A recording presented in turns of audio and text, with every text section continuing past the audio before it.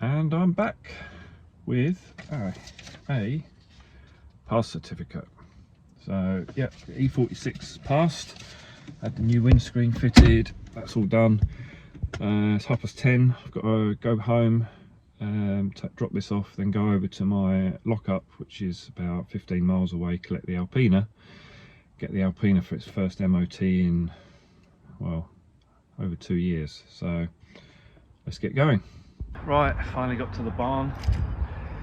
This car hasn't moved for a year, but it is plugged into a battery charger, so let's see what happens.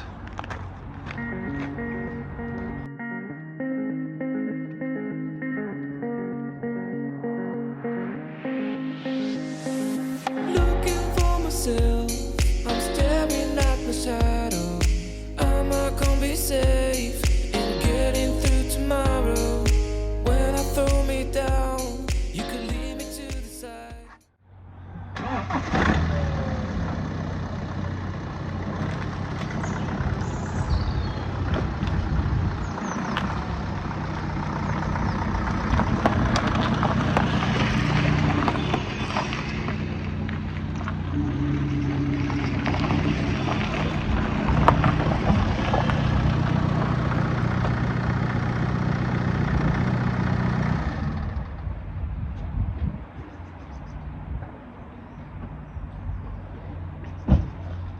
Well, started. Starter motor seems to be a bit sticky, but at least it come out the garage. Got a couple of things to do. I'll swing the camera around in a minute. Yeah, let me do that and I'll show you what's got to be done. So first things first, the intake air temperature sensor. I've got a new one of those to put in. That's what I was getting codes for. And the second thing, obviously I had the steering wheel retrimmed, but I've got a newly retrimmed gear knob and gaiter to go on there. I've also got a new gaiter for that, but I'm not going to do that today. And I need to just check the tyre pressures.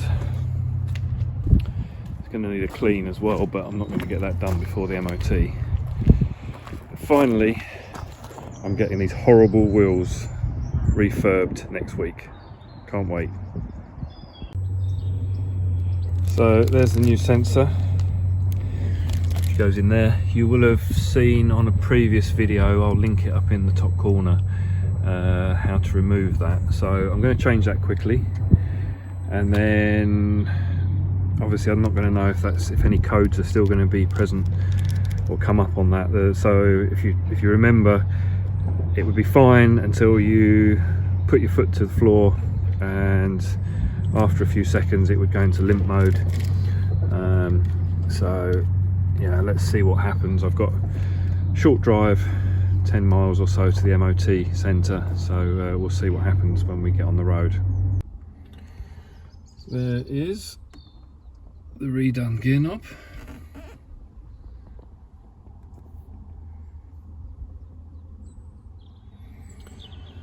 So let's get it for an MOT. I'm back at the MOT centre now. Got 20 minutes until it's due time. Didn't get any limp mode come on.